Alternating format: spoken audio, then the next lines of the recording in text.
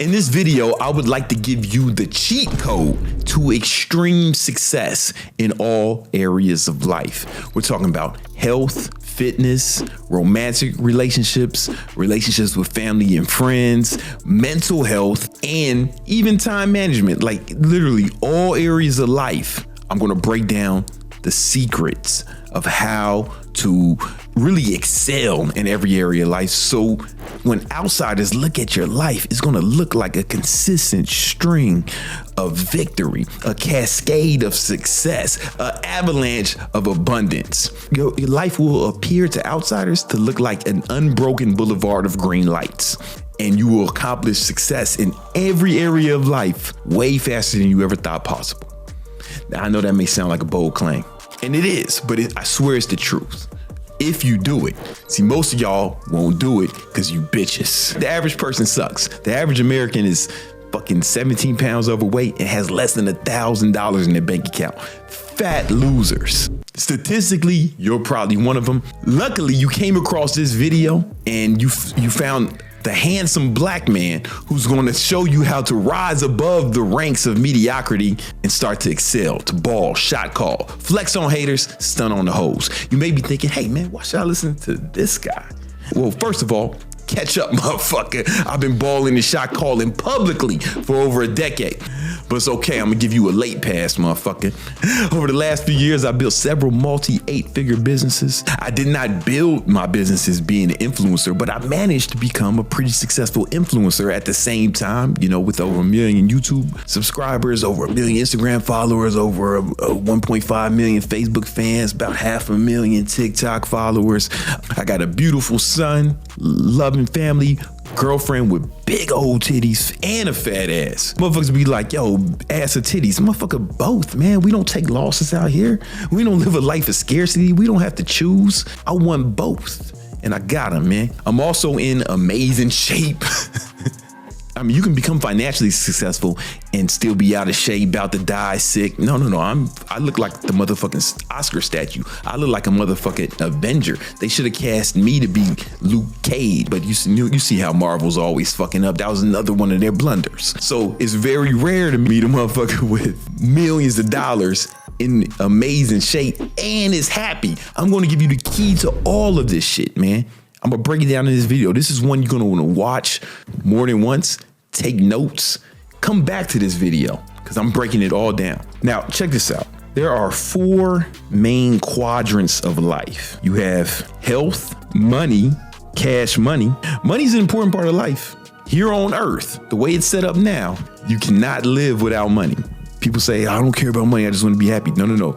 You care about money at least a little bit because you got to have food, shelter, water, and your kids need that too. Last I checked, that shit costs money. And the quality of the food, the quality of the shelter, the location of the shelter depends solely on how much money you have. You get what I'm saying? So it's important, man. You know, it's super important. But then there's other areas. There's also romantic relationships. This is wife, girlfriend, boyfriend, whatever you're into. It's not the 90s. Love whoever you want, right? Romantic relationships, like, you know, these are the people or person you're having sex with, or plural, man, whatever you're into, man. And then you have friends and family. And I'm going to the reason I group friends and family together, because sometimes your friends are like your family. You might like some of your friends more than some of your family. I know I do. And the reason romantic relationships aren't in friends and family is because you can divorce a wife. In fact, 50% of you will statistically, but your mom's probably gonna be your mom forever. So these are basically the 4 quadrants of life. Now, here's the thing. All of these are important because to the left of this graph, these are mission critical. Like you need these to live. Your health goes, then you die, game over. See you at the crossroads. Money too. Like you need money to live. The way it's set up on planet Earth, you cannot live without a certain amount of money. And the more money you have, the better you live. I don't think that's really debatable. You do not need these things to live, but life sucks without them. So without some sort of romantic relationship, you know, life is kind of trash. Without a romantic relationship and without friends and family, like life is kind of awful.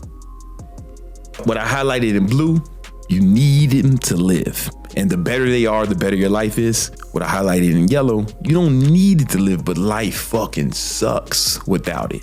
They are what make life worth living. I'm gonna break down in this video how to improve each one of these quadrants. And I got some extra stuff too, because it's something that's not in this quadrant, which is like, it's a part of health, I guess. It's mental health. I'm gonna break that down as well, but I'm gonna show you how to do it mathematically, because here's what I want you to understand. Life is way simpler than these motherfuckers be trying to convince you to believe. Motherfuckers act like, yo man, if you don't jack off, don't watch porn, make your bed, get up at 5:30, do all this other shit, then that's the key to success. That's the guy version. That's the man version. Chicks who fucking read their horoscope, collect crystals and rocks, burn sage around the crib, you know, it's all bullshit. It's all bullshit. I promise you, you can watch porn and jag off multiple times a day and still succeed if you do what I'm saying in this video, because success is all math. Life is all math. And I will prove that to you in this video, and I will show you how to use that to your advantage, because math is the only thing that's not subjective. You can argue everything except for math. 1 + 1 is 2. You can't argue to that. Unless, of course, you's a dumbass. But you can't argue with dumb people anyway. So I'm gonna break down all of it, but it's super important to know it does not matter. It does not matter if you fucking do no fab, or if you make your bed, or, you know, all this other shit is bullshit. When people say bullshit like how you do everything is how you do anything, look at my handwriting. It's trash, sloppy, and awful. But does that mean I have no redeeming qualities and I can't succeed at life? If how you did everything is how you do everything, then my whole life would look like my handwriting, as opposed to looking like your motherfucking dream. Before we get into any of this, I want to explain what I'm talking about. Let's say you have a goal. This trophy I'm drawing is going to represent a goal. When you accomplish a goal, when you see somebody who's accomplished a goal, whether it's they're in amazing shape, or they made a bunch of money, or they won a game or a championship, all it shows is what happened. But this is what's called, these are the results. Now, the action that someone takes on the way to accomplish the goal is what's called a leading indicator. The results are called lagging indicators, basically what happened. Actions equal results. Another word for actions are leading indicators. Results are really just what happened, and they're called lagging indicators. So, for example, let's say we were going to start with health. If somebody wanted to lose weight, well, one of the things they'd have to do is burn more calories than they consume. So if they're tracking their macros every day, and they're tracking how many calories they consume each day, and they're tracking how many calories they burn each day, and every day they're in a 500 calorie deficit, if we look at that, that would be the leading indicators. Oh, he's in a 500 calorie deficit, he's in a caloric deficit. As a leading indicator. We kind of know if he's doing that every day and we're tracking those leading indicators, then we can assume with a fair degree of confidence that he is going to accomplish the goal. He's going to get the results that he wants. So what you need to do is figure out whatever results you want. You have to figure out what are the actions or the leading indicators that if you did them on a consistent basis would lead to those results.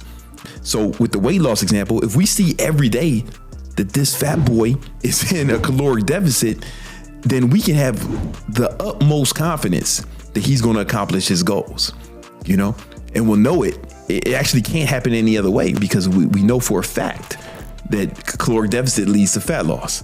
If you want to lose a pound of fat, you got to burn 3,500 calories. If he's in a 500 calorie deficit every day for 7 days, or 7 days a week, that means he'll burn 3,500 calories that week, which means he'll burn a pound of fat. And it's just math. So that's kind of what I wanted you to understand. Life is just math. And here's the thing. We tracked the leading indicators, and he was hitting those leading indicators every day. Did it matter where his horoscope said that day? Did it matter where the moon was in the solar system during that period of time? Did it matter if he made his bed or not? Did it matter if he did no fap or if he jerked off 17 times a day and watched all the porn? That might be how he burnt the calories. We don't know. That might have helped him get in the caloric deficit. None of that other bullshit matters. So people will really try to convince you that life is more complicated than it is. He might not even be a good person. He might be a fucking asshole, a jerk, a scoundrel. If he burns more calories than he consumes, he will be in a caloric deficit. And if he burns 500 calories per day, he will lose a pound of fat per week. Okay, we just looked it up. Apparently masturbation burns 3 calories per minute. Maybe that is your preferred method of caloric expenditure. It's not the worst way to burn calories. It's not the least fun. That's what I'm saying. Life is super simple. You just gotta, it's all math. It's all math. And we're gonna break that down. So we're gonna talk about what the goals are, and we're gonna talk about the leading indicators that will help you succeed in each quadrant. Take notes, motherfucker.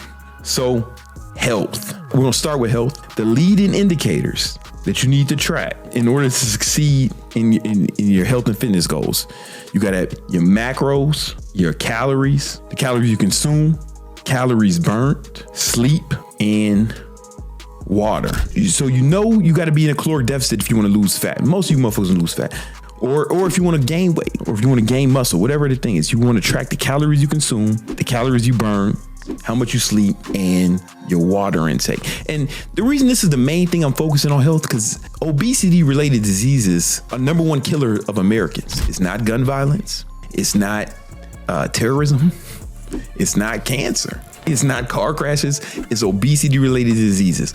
According to the World Health Organization, 1,500 Americans die every day of obesity related diseases. To put that in perspective, only 3,000 people died on 9/11.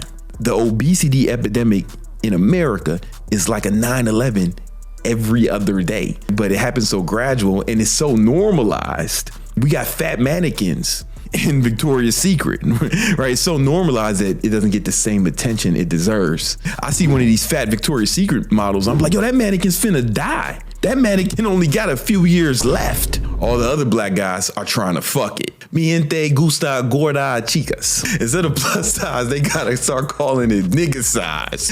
Almost every one of my homies, man, got a girl who weighs more than him. It's not funny because heart disease is the number one killer of black women in America. Okay, it is still kind of funny, but it's not cool. So we know what the leading indicators are. We need to track these things. So on this habit tracker, this was from earlier this year. And so basically there's a few things I'm tracking on here that are leading indicators that I know if I hit these numbers, then I know for a fact I'll accomplish my health and fitness goals. Okay. So first of all, let's go over here. Did I track my macros every day? Boom. So I tracked it every day for this month. Boom. Every day, 100% tracked. And you can do this in any sort of spreadsheet. I do it in Notion, but you can do it in anything. Then I track how much protein I get each day.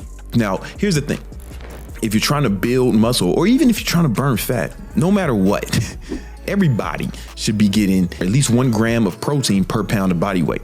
Because if you do that while you're cutting, it will encourage your body to retain as much muscle as possible while you're in a caloric deficit. And if you do that while you're trying to put on muscle, well, that's how much you need to put on muscle. I mean, truthfully, you don't need that much. But here's the thing about nutrition labels.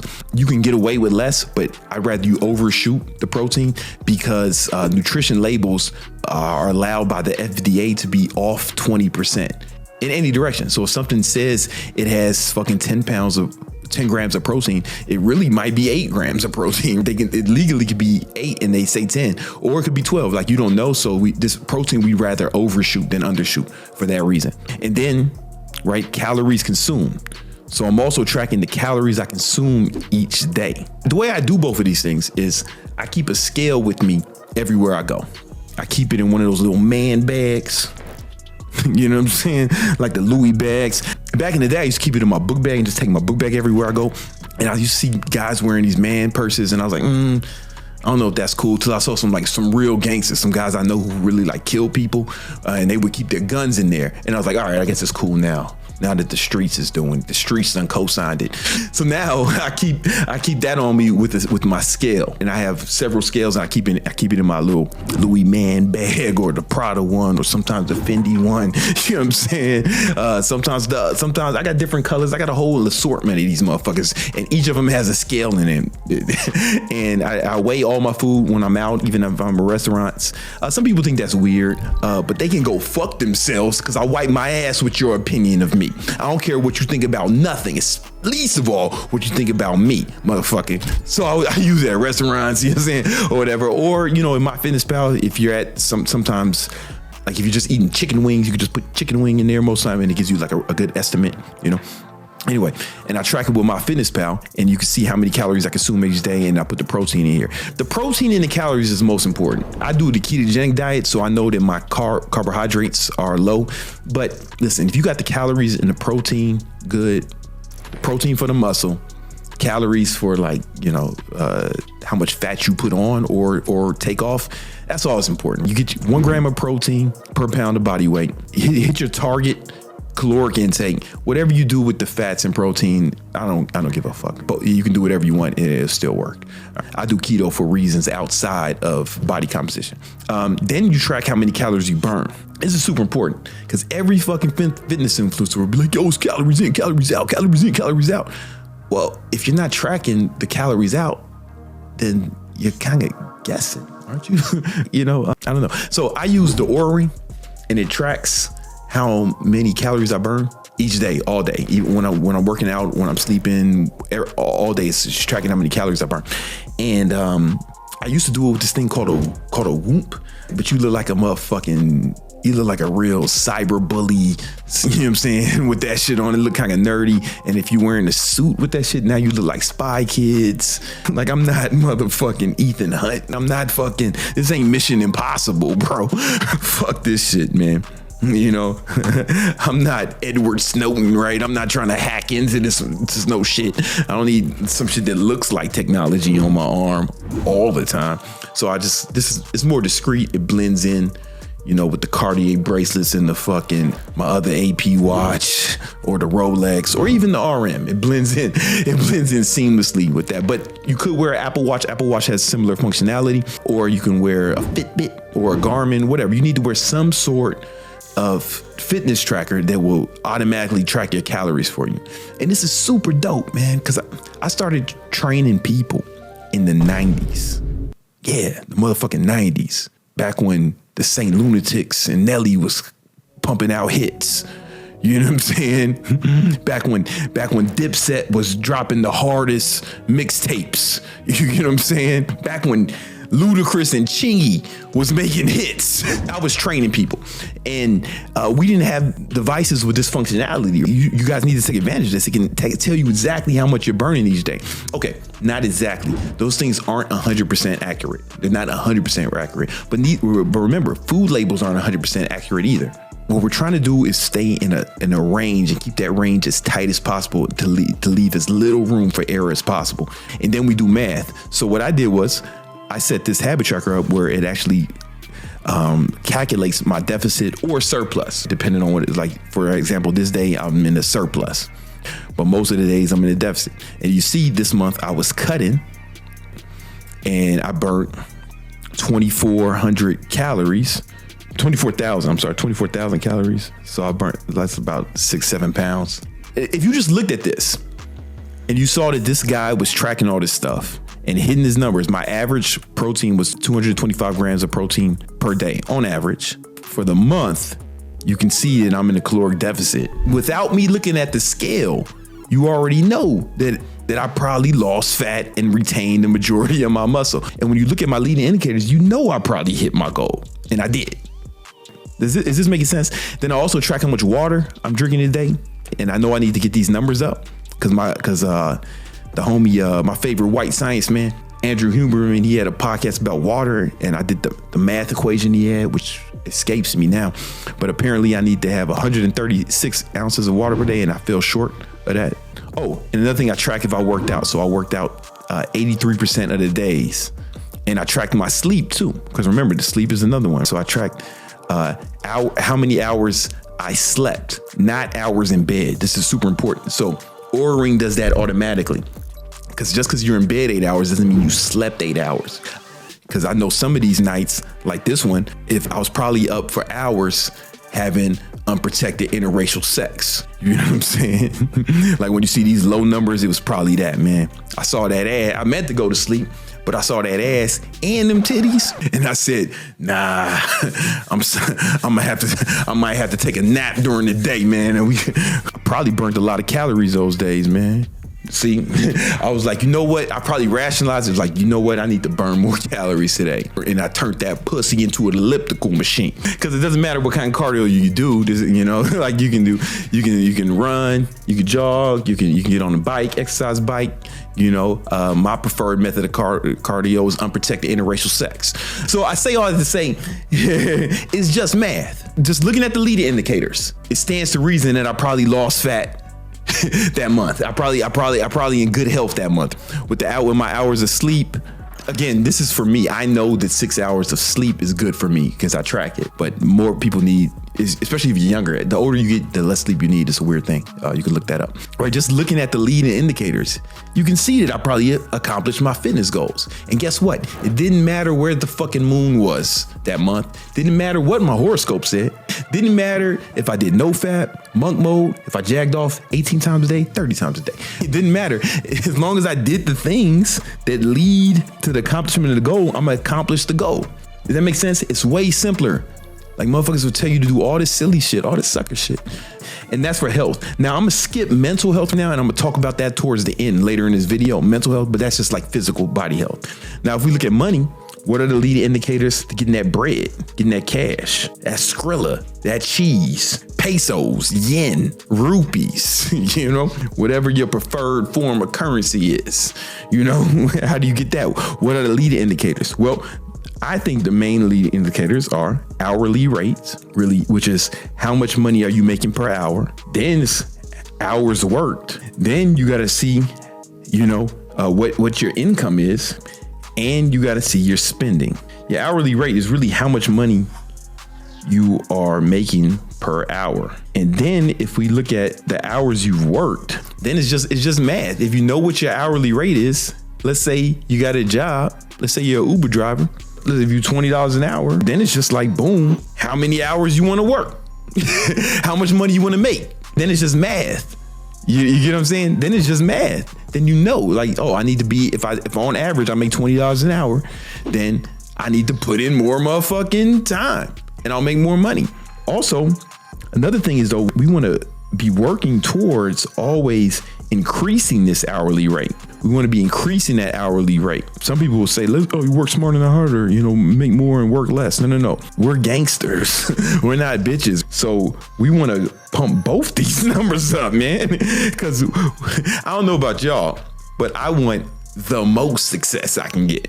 I want to be the best I can be. You know what I'm saying? But again, we're not going to sacrifice health. We're not going to sacrifice romantic relationship. We're not going to sacrifice family. We'll talk about that later as when we get into the time management part. But it's like, yo, man, most of y'all can just do what I did. I was struggling after my father killed himself. I was 24. My father shot himself in the head. And I was in a position where I had to start taking care of the whole family. I started waking up at 4:30 each day. I immediately go train people in the gym. That was my job number one. Then I shower at the gym. Then go to my second job, which was a security guard at the Prada store in Soho. Right, I did that from 10 to around 6. Then after that, I worked for my boy's moving company. So that's 3 jobs. But then on the weekends, I trained people again in the morning. That was the only job I did every day. And then I worked a weekend job at my boy's restaurant in Queens. I was the weekend manager. So these are 12, 14 hours of work every day. And I did that for years, like 2 years in a row. And then I started building my business, and I started improving my hourly rate. And then once my hourly rate started going up and my business started making more money, then I started quitting those jobs. Well, I got fired from the first job. I got fired from the Prada store, which was a good decision because I didn't guard anything or keep anyone secure. I was just there. I almost fought a customer once, but not because he was stealing, just because he was talking shit. You know what I'm saying? I wasn't good at my job. But The other jobs I quit once my business started working out. But once my business started working, I didn't start working less. I didn't. 12, 14 hours was cool with me. We're going to talk about time management later in this video. But during that time, I still had, good romantic relationships. I didn't have kids at the time, but I still spent time with my family. Everything's still dope. And then when I did have a son, finally, I was still working a lot when I finally did have my son, and I still spent tons of time with him, and I do to this day. Most of you guys need to just put in more hours of work. Just put in more hours of work, man. No matter what you're doing, get another job, get a second job. I wish Uber was out during that time. Uber didn't exist during those times. I wouldn't have worked for a moving company and did a bunch of different jobs. I might have had one job and just drove Uber all day, or I might have drove Uber all day. Real shit, because I was making like 6 figures doing that job. But you can make 6 figures driving Uber. You don't believe me? Let me show you. Here, check this out. This is a article on Vice.com. We don't fuck with Vice after what they did with Tate, man, but still. But they interviewed a guy, man. He's Uber driver. He worked a lot. He put in a lot of hours, but he made over 100K. You don't have to be smart. I'm just saying, I wish that would have existed at the time. You know what I'm saying? I wish I could have did that instead of what I was doing. Just picking people up and dropping them off. Shit. You know what I'm saying? I would have loved that more than helping people move in and out of their cribs. So you need to track this stuff. So what I do is, I'll show you a habit tracker. So I'll go to like December this year because it's not filled out. So like on my tracker, I track like the hours I work each week. Boom. Then I put in like different income sources, trading options, personal income, blah, blah, blah, other income, blah, blah, blah. But then there's a formula, takes the hours I worked and how much I made, and then my hourly rate. So I'm always trying to improve the hourly rate. I still want to work between 70 and 80 hours a week. I'm going to show you how to later in this video when we get into the time management part. But it's like, I'm not doing it to work less, but I'll show you how to do that without having to sacrifice. Because remember, we can't sacrifice any one of these quadrants. To really succeed in all areas of life means we have to be winning at each quadrant. But you got to track this stuff. Then you need to track, like you see, I'm tracking my income. So I have another column that adds up all my income. Then you have to track your spending. So if you go for years, I've been telling people to go use mint.com and track all your spending, hook all your accounts up. Now we're using Monarch because mint.com shut down. But we use Monarch to track our spending. And remember, just like if you want to lose fat, it's you got to burn more calories than you consume. If you want to fucking gain money, you're not going to get rich just working unless you have a super high paying job, like a fucking NBA player, or you're like a Fortune 500 CEO or something. But what you want to do is you want to spend less than you make. Just like if you want to lose fat, you got to be in an economic surplus. If you wanted to gain weight, you got to be in the caloric surplus, which means you consume more calories than you burn. If you want to be in an economic surplus, means you got to make more than you spend. Well, you got to track it. Hook all your shit up to mint.com, not mint.com, we don't use it anymore, monarch.com. And then you want to categorize all your spending. Every time I'm coaching somebody and we make them do this, we hook all their accounts up to it, and we can see like they're spending from the last few months. Like every account, every debit card, every credit card, everything they got going on, Cash App, all the shit.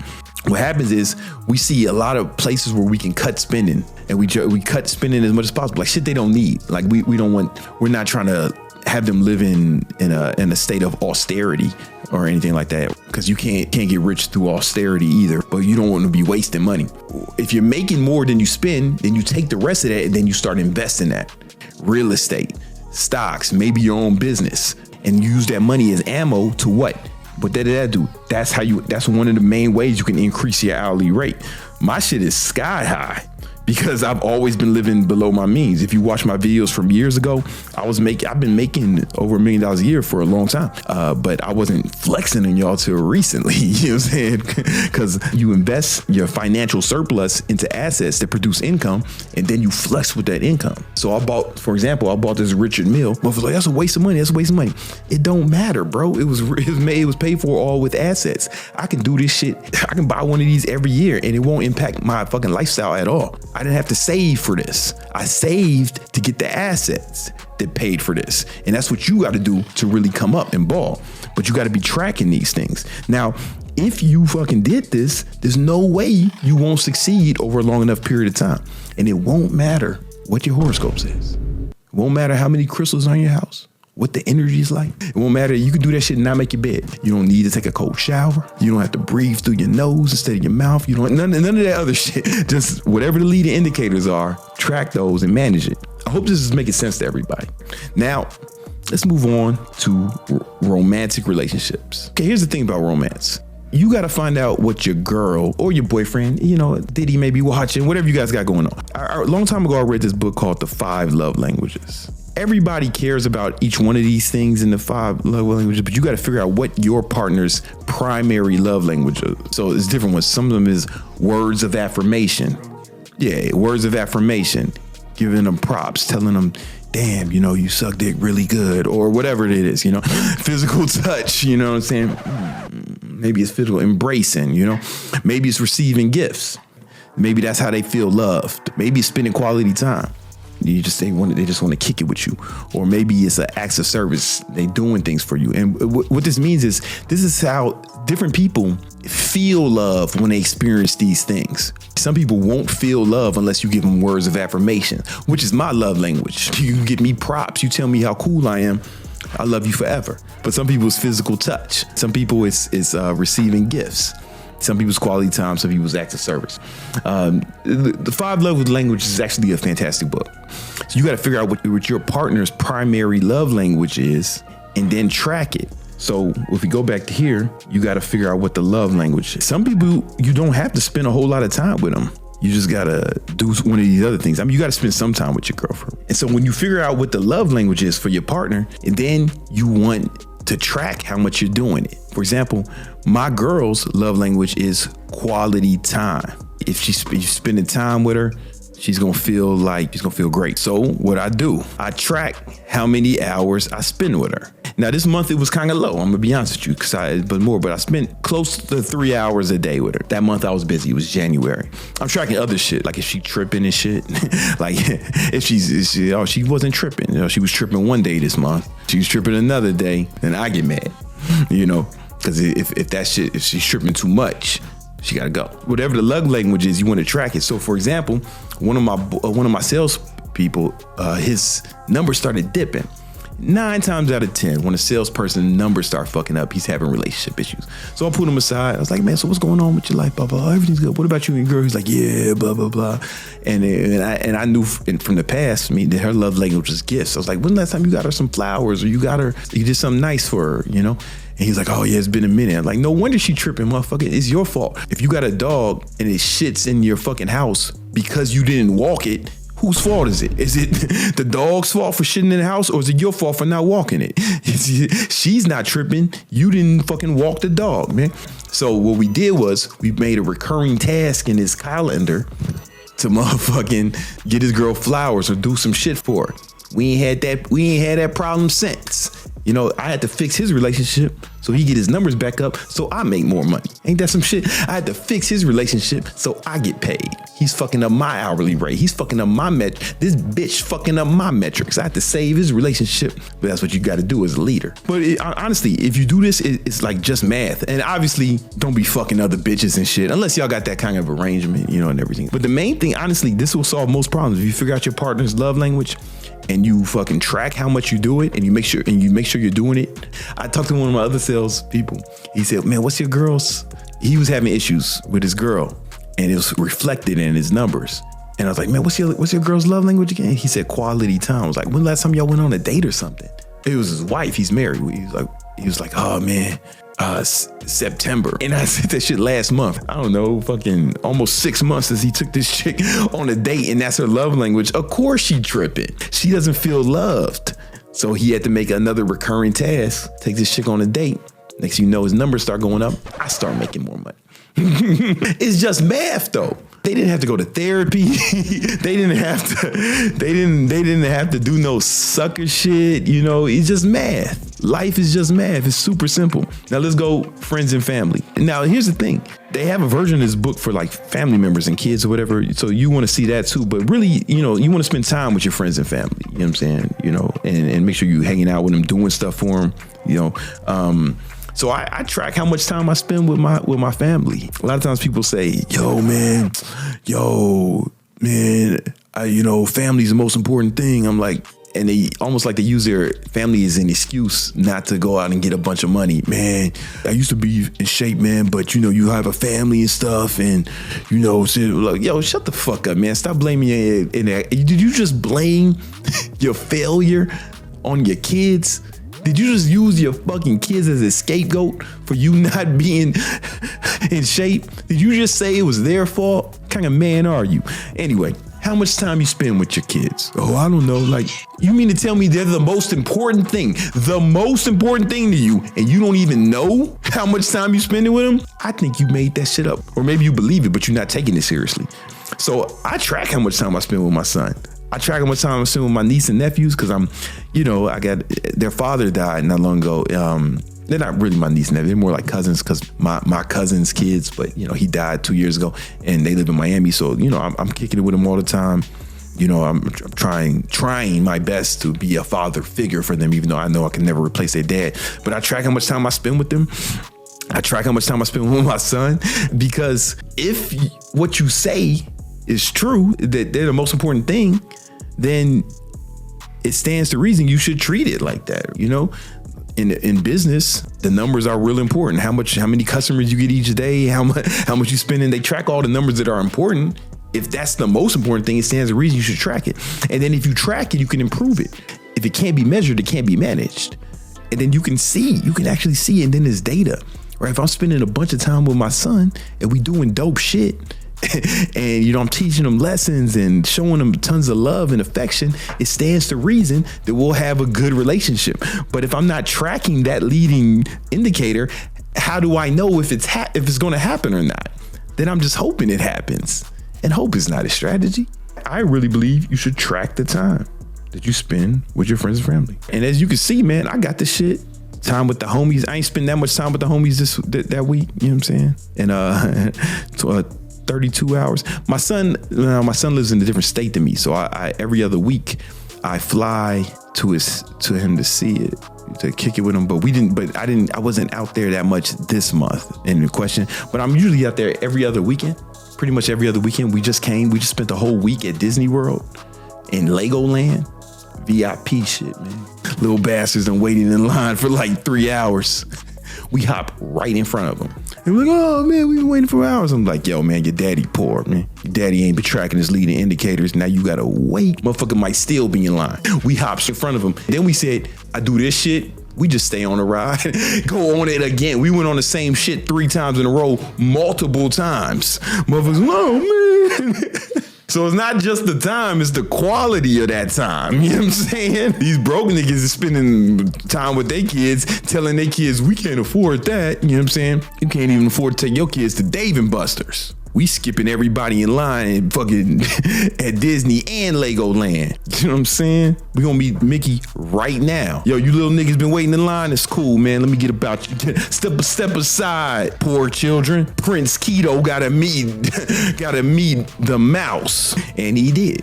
You know, but you gotta track this shit, man. You just gotta track this shit. It's all math. You just gotta find out whatever the leading indicators are and track it. And I have all types of different leading indicators. I got how many hours I practice Spanish, how many hours I read or study. Close to 90 minutes a day. I've been doing that for years. You know, this month I averaged 9 hours of work a day, which was not the best, but whatever. I'm still doing certain shit I'm practicing, I'm trying to work on, you know, like I'm tracking all types of different leading indicators, you know what I'm saying?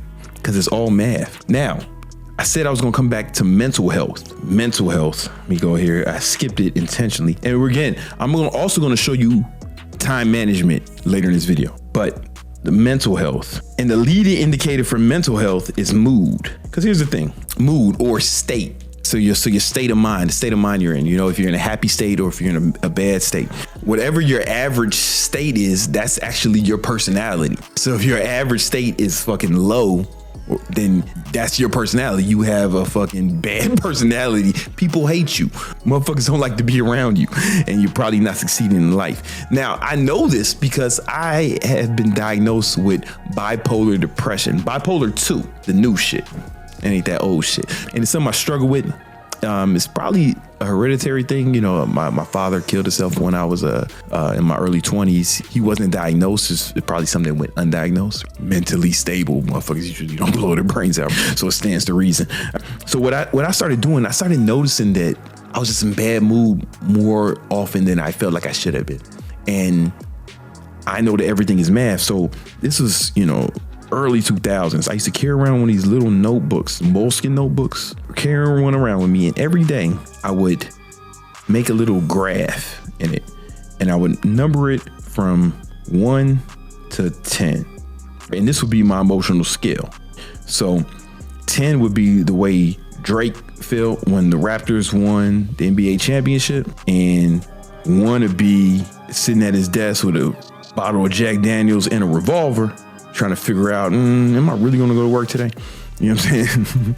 And then I would put that on that axis. And then on my other axis, I would track the time of day. So this would be state or, mood in layman's terms. And then over here, we'd have time. So from the time I woke up to when I would go to sleep. Every 2 hours or so, what I would do is I would just track where my mood was from scale of 1 to 10. 1, you think about killing yourself, like literally, you know what I'm saying? Like not without exaggeration. And 10 is like, one of the happiest moments of your life. So, in the beginning, it'd be like, I'm not thinking about it, but I wouldn't mind. You know what I'm saying? I'm not thinking about it. And, everyone's mood fluctuates throughout the day, especially if you're a woman, gonna fluctuate wildly. And mine would look like this or whatever. This is just an example. Each one of these things is what's called your momentary state, or how you feel at the moment. But remember, your state can change from moment to moment. So I just track it during the moments. And then here's the thing. I would take notes of the lows, the valleys, and then I would take notes of what they were and why they occurred. And I would take notes of the peaks. Like especially, anything that was like higher than normal. What are the peaks? And then I would write down what they were. And here's the thing. Once you do this, you get an average. And to make no mistake, your average state is your personality. This is who you are. Make no mistake. And you get an average when you average those numbers out. Once I had, a few days of data, I would notice, okay, these things are happening frequently. And what I would do is I would make these happen less. Sometimes with different people I need to not be around, different things I need to not do. And then other than that, how do I do this more? As long as it was positive. If you're doing cocaine or some shit, I'm not telling you to do cocaine more. As long as it's something that's like a positive impact on your life. And then over time, what happens is you start to have a new graph.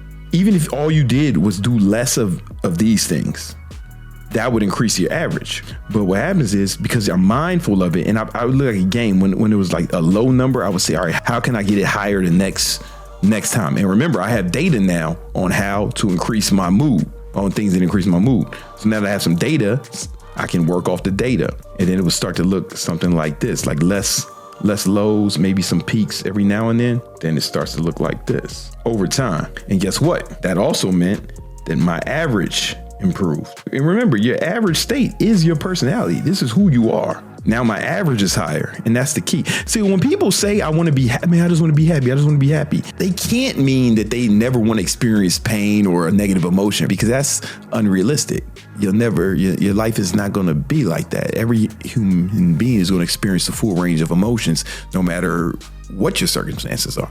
I see rich people cry and I see fucking homeless people laugh. You're going to experience the full range of emotions. I think what they mean, they just may not know articulate, is they want to increase their average, because that is your personality. That is who you are. And I would keep this on the notebook paper, in that notebook. What are the lows? And then what are the highs? Try to replicate the highs and try to have less lows. And then it would just keep rising. You get what I'm saying? And to make no mistake, I'm not going for 10s every day, because I don't think you probably won't get a 10 every day. But for me, if my average is 7 or 8, then I'm doing really well. Now, I still do that to this day. Now there's an app. It's called iMood Journal. I keep it right here. It's the only notification that goes off. And it does it for me. I don't get paid to endorse this. I'll take the money if you motherfuckers watching. But it's like a $2 app or something. It also gives you an average. It does all that math for you. And when there's something low, it can tell you why. So like, bam, last month my average was 7, which is like a good spot for me. I have a list of all the negatives and all the positives. What I'll do is I'll download that data. I'll download that data, put it in a spreadsheet, and then I'll see, these are the negative things. And I broke up with women for that shit. Now listen, you gave me too many negatives and not enough high positives. You fucking up my state. You know, I got the data right here, man. I got the math. You know what I'm saying? I got the math. And you can't argue with math. Everything else is a fucking guess. So if you want to be happy, it makes sense to track it. And then really almost gamify it too. So when I find myself in a low state, now I have data, years of data on things that improve my state. And I can engage in some of those activities, and my goal is to get it up by next time I have to put the data. So I turn it into a game. You turn your fucking happiness into a game. Isn't that amazing? Now, this video has been way too long. You might be thinking, man, how do I have time for all this shit? How do I have time to do all this shit? Well, it doesn't take a lot of time to track this stuff. I'm gonna be honest with you. For me to fill out this spreadsheet, it takes me like fucking 7 minutes a day at tops. But to learn how to set it up and to learn how to manage your time more, I actually have a video that'll really show you how to manage your time and how to set up one of these trackers, all that shit. Go check out that video now. And just remember, it's all math. Fuck all that sucker shit, all that silly shit. You know, them over monk mode, no fap, all that shit, dopamine detox, nerdy shit, man. I mean, this is kind of nerdy too, but at least this is real results. This is math. You know what I'm saying? Not the motherfucking make-believe shit like the chicks who want you to all that who want you to collect crystals and fucking pray to the stars and read a horoscope. I'm telling you, all that dopamine detox, no fab, make your bed shit is just the masculine version of reading horoscopes, collecting crystals, and burning sage. This is the real shit. Math is the real shit. Getting the fucking data and making decisions based off the data as opposed to some fucking arbitrary nonsense. If you do all these things, I don't care how many times you jag off. No fat, man. Fucking jag off all day, man. Jag off every other hour if you got time. Jag off as much as you can and still hit these numbers. You'll still succeed in all areas of your life. I guarantee you that. You know what I'm saying? Never read a horoscope. But if you fucking track these leading indicators, you're going to win. Success leaves clues. You know what I'm saying? Go watch that video on time management and how to set up one of these habit trackers.